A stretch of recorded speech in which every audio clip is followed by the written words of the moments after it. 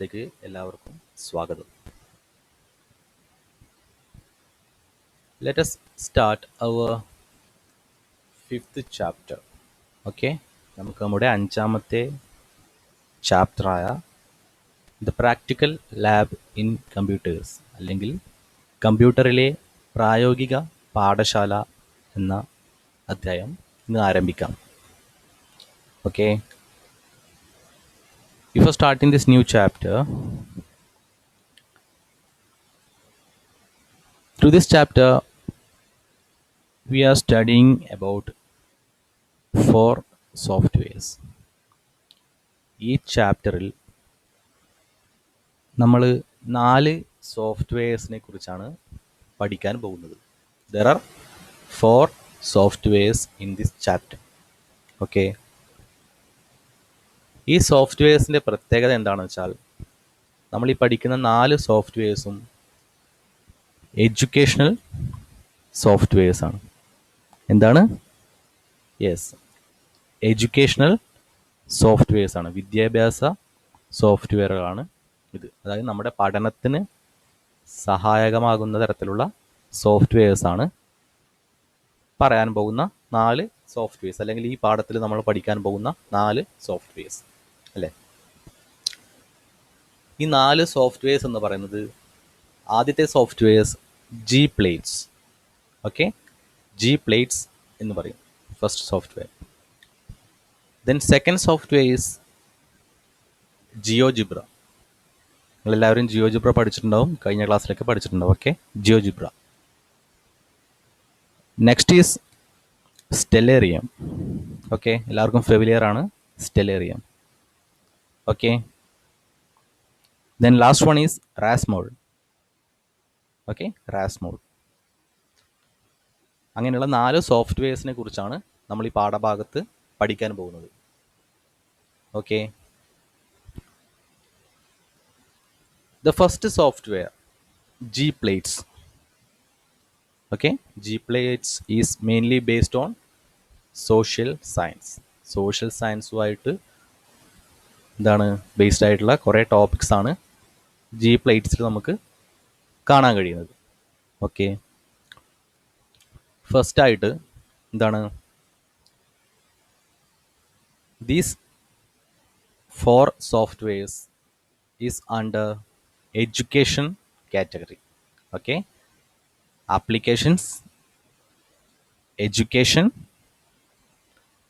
You can see G plates here. Okay, yes, interactive visualization of plate tectonics. Okay, G plates, application, education, G plates, application, education, Rasmol GTK version.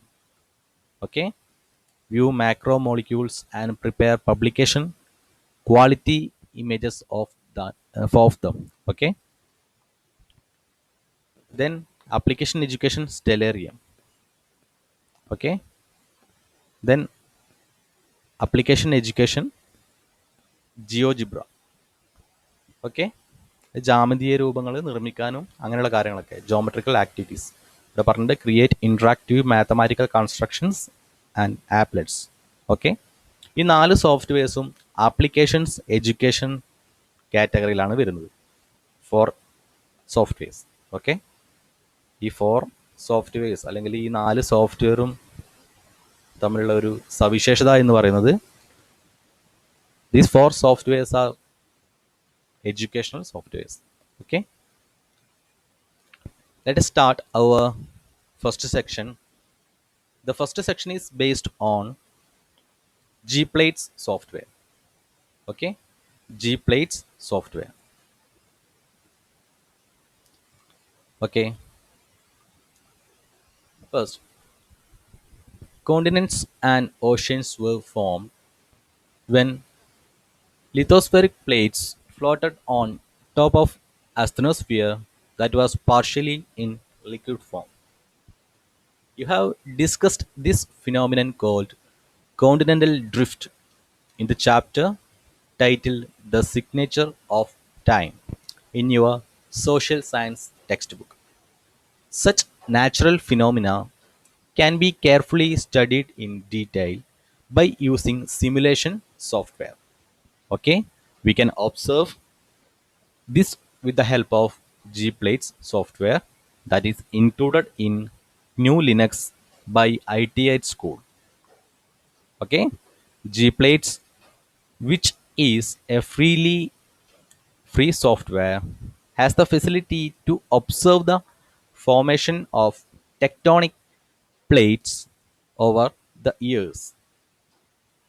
The reconstructions of tectonic plates and their shifting through different periods with the help of simulation. എന്തൊക്കെയാണ്? അതായത് ഭാഗികമായി ദ്രവാവസ്ഥയിലുള്ള asthenosphere അല്ലേ? എന്താണ് പറയുന്നത് വെച്ചാൽ നിങ്ങളുടെ social science സബ്ജക്റ്റിൽ the signature of time അല്ലെങ്കിൽ കാലത്തിൻ്റെ കയ്യൊപ്പുകൾ എന്ന് പറയുന്ന ഒരു പാഠം ടീച്ചർ പഠിപ്പിച്ചിട്ടുണ്ടാവും. സോഷ്യൽ സയൻസ് ടീച്ചർ പഠിപ്പിച്ചിട്ടുണ്ടാവും അല്ലേ? അപ്പോൾ നിങ്ങൾക്ക് എന്നേക്കാളും നന്നായി ഈ പാഠഭാഗത്തിൽ എന്താണോ പറയുന്നത് അതൊരു വൻകര വിസ്ഥാപനം എന്നുള്ളൊരു പ്രതിഭാസമുണ്ട് അല്ലേ? കോണ്ടിനെൻ്റൽ ഡ്രിഫ്റ്റ് അതെന്താണെന്നുള്ള കാര്യം എന്നേക്കാളും നന്നായിട്ട് കൃത്യമായിട്ട് നിങ്ങൾക്ക് മനസ്സിലായിട്ടുണ്ടാവും. ടീച്ചർ വളരെ കൃത്യമായിട്ട് നിങ്ങൾക്ക് പഠിപ്പിച്ചു തന്നിട്ടുണ്ടാവും. അവിടെ പാഠം കഴിഞ്ഞു എന്ന് ഞാൻ വിശ്വസിക്കുന്നു അല്ലേ? കാലത്തിൻ്റെ കയ്യൊപ്പുകൾ അല്ലെങ്കിൽ ദ സിഗ്നേച്ചർ ഓഫ് ടൈം. അപ്പോൾ ആ പാഠഭാഗത്തിലെ ഒരു സെക്ഷനെ കുറിച്ചാണ് നമ്മൾ ഇന്നിവിടെ ഡിസ്കസ് ചെയ്യുന്നത്. ഓക്കെ, വൻകര വിസ്ഥാപനം അല്ലേ? Continental drift. ഭാഗികമായി ദ്രവാവസ്ഥയിലുള്ള അസ്തനോസ്ഫിയറിന് മുകളിലൂടെ ശിലാമണ്ഡല ഫലകങ്ങൾ തെന്നി നീങ്ങി വൻകരകളും സമുദ്രങ്ങളും രൂപപ്പെട്ടു. ഓക്കെ, വൻകര വിസ്ഥാപനം എന്ന ഈ പ്രതിഭാസത്തെക്കുറിച്ച് സാമൂഹ്യ ശാസ്ത്ര പാഠപുസ്തകത്തിലെ കാലത്തിൻ്റെ കയ്യൊപ്പുകൾ എന്ന അധ്യായത്തിൽ നിങ്ങൾ ചർച്ച ചെയ്തിട്ടുണ്ടാവും, ടീച്ചർ പറഞ്ഞു തന്നിട്ടുണ്ടാവും. ഇത്തരം പ്രകൃതി പ്രതിഭാസങ്ങളെ സിമുലേഷൻ സോഫ്റ്റ്വെയറിൻ്റെ സഹായത്തോടെ പഠനവിധേയമാക്കുന്നത് അവയെ ആഴത്തിൽ മനസ്സിലാക്കാൻ ഉപകരിക്കും. ITH സ്കൂൾ ന്യൂ ലിനക്സിൽ ഉൾപ്പെടുത്തിയിരിക്കുന്ന Gplates എന്ന സോഫ്റ്റ്വെയറിൻ്റെ സഹായത്താൽ നമുക്ക് ഈ കാര്യങ്ങളൊക്കെ നിരീക്ഷിക്കാൻ പറ്റും. വൻകരകൾ എങ്ങനെയാണ് രൂപപ്പെടുന്നത് അല്ലേ? The formation of continents. Okay, അതൊരു ആനിമേഷൻ രൂപത്തിൽ നമുക്ക് യൂസ് ചെയ്യാൻ പറ്റും. ആനിമേഷൻ രൂപത്തിൽ നമുക്ക് മനസ്സിലാക്കാൻ പറ്റും. കാലാന്തരങ്ങളിലൂടെയുള്ള ഭൗമപാളികളുടെ രൂപീകരണം, ഭൗമപാളികളുടെ പുനർനിർമ്മാണം, വിവിധ കാലഘട്ടങ്ങളിലായി ഭൗമപാളികൾക്കുണ്ടായ സ്ഥാനാന്തരണം എന്നിവ സിമുലേഷനുകളിലൂടെ നിരീക്ഷിക്കാനുള്ള സൗകര്യം ഒരു സ്വതന്ത്ര ഇൻട്രാക്റ്റീവ് സോഫ്റ്റ്വെയറായ Gplatesലുണ്ട്. ഓക്കെ, Gplates എന്താണ്? ഇറ്റ്സ് എ ഫ്രീ സോഫ്റ്റ്വെയർ അല്ലേ? Gplates ഒരു സ്വതന്ത്ര സോഫ്റ്റ്വെയർ ആണ്. ഓക്കെ,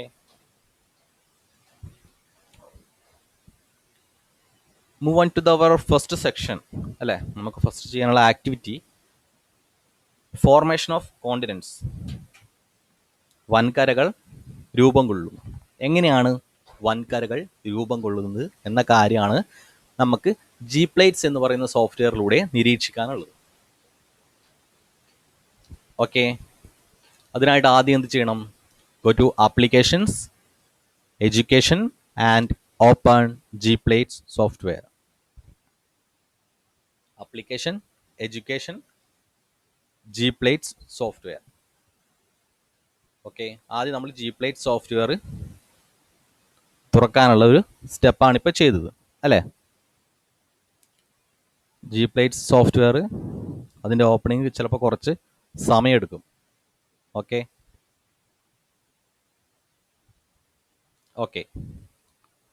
Gplates സോഫ്റ്റ്വെയർ ഇവിടെ ഓപ്പൺ ആയിട്ടുണ്ട്. ഓക്കെ, ഇനി നമ്മൾ ചെയ്യേണ്ടത് എന്താണ്? കുറേ മെനൂസ് ഇവിടെ കാണാം അല്ലേ? ഫയൽ മെനു, എഡിറ്റ് മെനു, അതേപോലെ ടൂൾ ബാർസ് ഇവിടെ കാണാം അല്ലേ? Go to file menu and click on open feature collection. നിങ്ങളുടെ കമ്പ്യൂട്ടറിൻ്റെ ഹോം ഫോൾഡറിൽ ഡിഫാൾട്ടായിട്ട് Gplates പ്രൊജക്റ്റ് എന്നുള്ള ഒരു ഫോൾഡർ റെഡി ആക്കിയിട്ടുണ്ട്. അതിൽ ഓൾറെഡി ചെയ്തു വച്ചിരിക്കുന്ന ഒരു പ്രൊജക്റ്റ് ഉണ്ട്. ഓക്കെ, അതിന് ഫീച്ചേഴ്സ് എന്നാണ് പറയാം. അത് നമുക്ക് ഓപ്പൺ ചെയ്യണം. ആദ്യമായിട്ട് അതാ ചെയ്യേണ്ടത്. Go to file menu and open feature collection. File menu and click on Open Feature Collection. Okay. Then in the home folder, you can see a folder named Gplates project. Okay. Double click on that folder and double click on shape file folder. Okay. Shape file എന്ന folder double click ചെയ്യുക. Okay. എന്നിട്ട് press and hold the control key and click A. Control A എന്ത് ചെയ്യുക, ഒരുമിച്ച് click ചെയ്ത് പിടിക്കുക. അങ്ങനെ ചെയ്താൽ എന്തായി, അവിടെയുള്ള എല്ലാ കാര്യങ്ങളും സെലക്ട് ആയിട്ടുണ്ട് അറ്റ് എ ടൈം. ഒരേ സമയത്ത് നമുക്ക് സെലക്ട് ചെയ്യാൻ പറ്റും. Control plus A. ഓക്കെ. എന്നിട്ട് ഇവിടെ ഓപ്പൺ എന്നുള്ള ബട്ടൺ ക്ലിക്ക് ചെയ്യുക. Press the button open.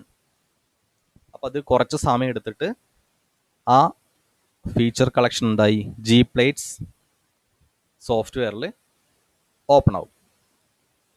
Okay. ഇവിടെ ഓപ്പൺ ആയിട്ടുണ്ട് അല്ലേ. ഇവിടെ ലെയേഴ്സ് എന്ന് പറഞ്ഞിട്ടുള്ളൊരു വിൻഡോ നമുക്ക് കാണാൻ പറ്റും അല്ലേ. ലെയേഴ്സ് എന്ന് പറഞ്ഞിട്ടുള്ള വിൻഡോ. അഥവാ ഇങ്ങനെ ഒരു ലെയേഴ്സ് എന്ന് പറഞ്ഞിട്ട് വിൻഡോ കാണാൻ കഴിഞ്ഞില്ലെങ്കിൽ എന്ത് ചെയ്യുക, വിൻഡോസിൽ ഷോ ലെയേഴ്സ് ഉണ്ടാവും. ഇവിടെ ടിക്ക് മാർക്കാണ്. ഇപ്പോൾ കാണുന്നില്ലെങ്കിൽ വിൻഡോസിൽ ക്ലിക്ക് ചെയ്തിട്ട് ഷോ ലെയേഴ്സ് ഒന്നുകൂടി ക്ലിക്ക് ചെയ്താൽ മതി. ഓക്കെ. പിന്നെ എന്താണ് പറയുന്നത്, നിങ്ങളെല്ലാവരും ടെക്സ്റ്റ് ബുക്ക് എടുത്ത് വെച്ച് വായിക്കണം കേട്ടോ. ഞാനിപ്പോൾ ക്ലാസ് എടുത്തുകൊണ്ട് നിൽക്കുമ്പോൾ എന്നാലേ കറക്റ്റായിട്ട് മനസ്സിലാവുള്ളൂ. കറക്റ്റായിട്ടുള്ള ഒരു 70% മനസ്സിലാവുള്ളൂ. ബാക്കി നിങ്ങൾക്ക് ചെയ്തു നോക്കിയാൽ മാത്രമേ മൊത്തമായിട്ട് മനസ്സിലാവുള്ളൂ എന്ന് എനിക്കറിയാം. ഓക്കെ. അപ്പോൾ ഇതാണ് layer window. This is layer window. ഇവിടെ കുറേ ലെയേഴ്സ് ഉണ്ടല്ലേ. അപ്പോൾ എന്താണ്, ഇവിടെ ഓരോ സിമ്പിൾ ഓഫ് ഐ ഉണ്ടല്ലേ, കണ്ണിൻ്റെ സിമ്പിൾ ഉണ്ട്. അപ്പോൾ ടോഗിൾ വിസിബിലിറ്റി എന്നാണ് അതിനെ പറയാം. Toggle visibility, the simple of I, കണ്ണിൻ്റെ അടയാളം. അത് ക്ലിക്ക് ചെയ്താൽ എന്താണ്, ഓരോ മാറ്റങ്ങളുണ്ട് ആ ഗ്ലോബിൽ. ഓരോ മാറ്റങ്ങൾ നമുക്കിങ്ങനെ നിരീക്ഷിക്കാം. അതേപോലെ ഇവിടെ വ്യൂ എന്ന് പറഞ്ഞിട്ടൊരു ഓപ്ഷൻ ഉണ്ട്. 3D orthographic, rectangular option, Mercator, Mollweide, Robinson, ഇങ്ങനെ ഒരു ഓപ്ഷൻസ് ഉണ്ട്. 3D ഓർത്തോഗ്രാഫിക് ആണ് നമ്മൾ സാധാരണയായി സെലക്ട് ചെയ്യുന്നത്. നിങ്ങൾക്ക് ഇഷ്ടമുള്ള രീതിയിൽ മാറ്റാം. ഓക്കെ. ഈ ലെയേഴ്സിൻ്റെ ഓപ്ഷനിൽ ഈ ഐൻ്റെ സിമ്പിൾ ഇങ്ങനെ ക്ലിക്ക് ചെയ്താൽ നമുക്ക് ഗ്ലോബിൽ ഓരോ മാറ്റങ്ങൾ വരുന്ന നിങ്ങൾക്ക് നിരീക്ഷിക്കാൻ പറ്റും. ഓക്കെ. നമുക്ക് മൗസ് പോയിന്റർ ക്ലിക്ക് ചെയ്തിട്ട് ഇങ്ങനെ ഡ്രാഗ് ചെയ്താൽ ഇതിനെ നമുക്ക് മൂവ് ചെയ്യിക്കാൻ പറ്റും ഈ ഗ്ലോബിനെ. ഓക്കെ. യെസ്.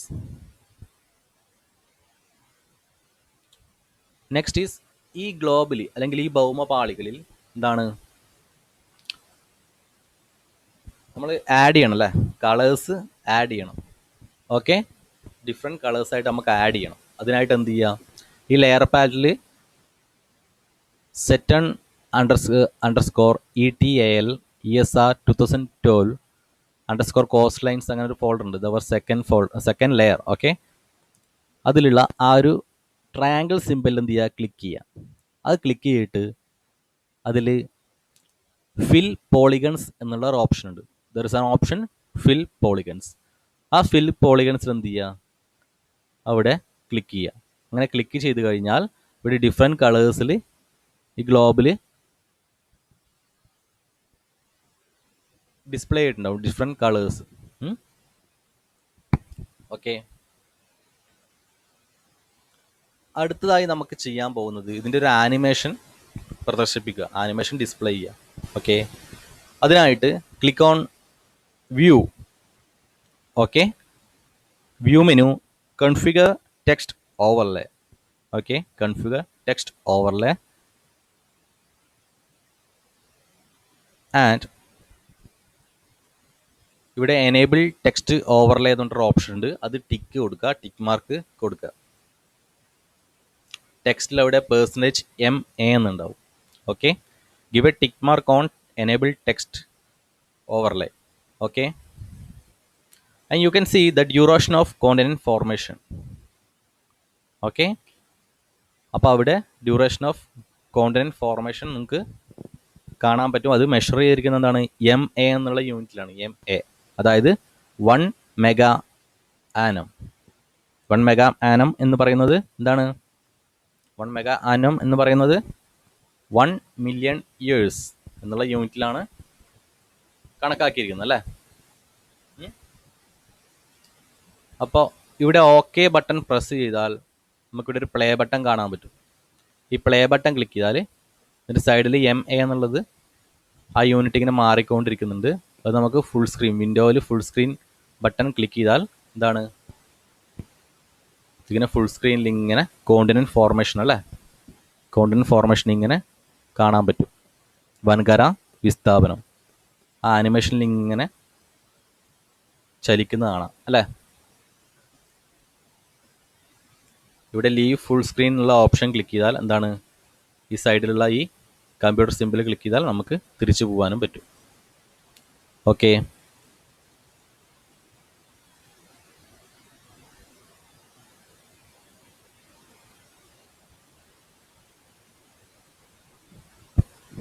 അപ്പോൾ വിവിധ വൻകരകൾ കോടാനുകോടി വർഷങ്ങളിലെ പരിണാമഘട്ടങ്ങളിലൂടെ അടുത്തും അകന്നും ഇന്നത്തെ സ്ഥാനങ്ങളിൽ എത്തിച്ചേർന്നതിൻ്റെ ഒരു ദൃശ്യമാണ് നമ്മൾ കണ്ടത്. അത് നിങ്ങൾ കുറച്ചുകൂടി കമ്പ്യൂട്ടറിൽ ചെയ്ത് നോക്കുമ്പോൾ കുറച്ചുകൂടി മനസ്സിലാവും. Okay, you have seen the wonderful visual of how various continents reach the present position after so many evolutionary stages of coming together and drifting apart over the years. Okay. ഗ്ലോബിലെ വ്യത്യസ്ത വൻകര ഭാഗങ്ങൾ നിങ്ങൾക്ക് അഭിമുഖമായി തിരിച്ചു വെച്ച് വീണ്ടും ആനിമേഷൻ നമുക്ക് കണ്ടു നോക്കാൻ പറ്റും. ഓക്കെ, അനേകായിരം ചതുരശ്ര കിലോമീറ്റർ വിസ്തൃതിയുള്ള 7 ബൃഹത് ശിലാമണ്ഡല ഫലകങ്ങളും ഫിലിപ്പൈൻ, കോക്കോസ്, നാസ്ക തുടങ്ങിയ ചെറിയ ശിലാമണ്ഡല ഫലകങ്ങളും വ്യക്തമായി നിങ്ങൾ വേർതിരിച്ചറിഞ്ഞിട്ടുണ്ടാവും അല്ലേ. നിങ്ങൾ കാരണം ഓൾറെഡി നിങ്ങൾ ആ ചാപ്റ്റർ പഠിച്ചതാണ്, കാലത്തിൻ്റെ കയ്യൊപ്പുകൾ അല്ലേ, ദ സിഗ്നേച്ചർ ഓഫ് ടൈം എന്നുള്ള ആ പാഠം ടീച്ചർ പഠിപ്പിച്ചതാണ്, നിങ്ങൾക്ക് കൃത്യമായിട്ട് അറിയാം. ഓക്കെ, ഈ ഫലകങ്ങളുടെ വ്യത്യസ്ത ദിശയിലേക്കുള്ള ചലനമാണ് പ്രധാന ഭൗമ പ്രക്രിയകൾക്ക് നിദാനം എന്നറിയാമല്ലോ. ഓക്കെ, ടെക്ടോണിക് ബലങ്ങൾക്ക് വിധേയമായി വൻകരാ ഭാഗങ്ങൾ വിവിധ ദിശകളിലേക്ക് ചലിക്കുന്നുവെന്നും ആധുനിക രാഷ്ട്ര സങ്കല്പങ്ങളും അതിരുകളും പിൽക്കാല മനുഷ്യ സൃഷ്ടിയാണെന്നും നമുക്ക് ഇതിലൂടെ മനസ്സിലാക്കാൻ പറ്റൂ അല്ലേ. 7 mega lithospheric blades which have an area of several thousand square kilometers and some minor ones like Philippine, Cocos, Nazca, etc. have been clearly identified. Okay, you know that the drifting of these blades to different directions is the basis of all major geographical process. Okay, haven't you understood that continents moved apart due to tectonic pressure and that the modern concepts of nation and international border were but human constructs. Okay, let us save the activity. ഈ activity നമുക്ക് save ചെയ്യാൻ സാധിക്കും. Okay, ഈ activity നമുക്ക് save ചെയ്യാൻ സാധിക്കും. അതിനു മുമ്പായിട്ട് the default file format, okay, the unique file format of Gplates project is gproj അല്ലെങ്കിൽ GPROJ, gproj എന്നാണ്. ഓക്കെ, നമ്മൾ Gplatesൽ ഇപ്പോൾ ക്രിയേറ്റ് ചെയ്തിട്ടുള്ള ഈ ആക്ടിവിറ്റി സേവ് ചെയ്യാൻ go to file and save project. Okay, home ഫോൾഡറിലാണെങ്കിൽ നമ്മളൊരു പേര് കൊടുക്കുക, അവിടെ ഇഷ്ടമുള്ളൊരു പേര് കൊടുക്കുമ്പോൾ ഫയൽസ് ഓഫ് ടൈപ്പ് എന്ന് പറഞ്ഞിട്ടുള്ളൊരു ഓപ്ഷൻ ഉണ്ടാവും. ആ ഓപ്ഷനിൽ gproj എന്ന് കാണാൻ പറ്റും അല്ലേ. ദ യുണീക്ക് ഫയൽ ഫോർമാറ്റാണ് gproj എന്ന് പറയുന്നത് അല്ലേ, G പ്രൊജക്റ്റ് എന്നുള്ള ആ ഒരു പേര്. ഓക്കെ,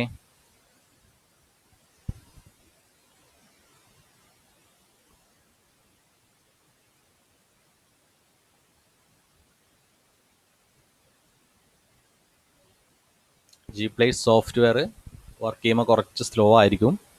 ഓക്കെ, അതാണ് ഇടയ്ക്കൊരു ഡിസ്റ്റർബൻസ് സംഭവിക്കുന്നത്. ഓക്കെ, ഇവിടെ നമുക്ക് കോണ്ടിനെന്റ്സ് എന്ന്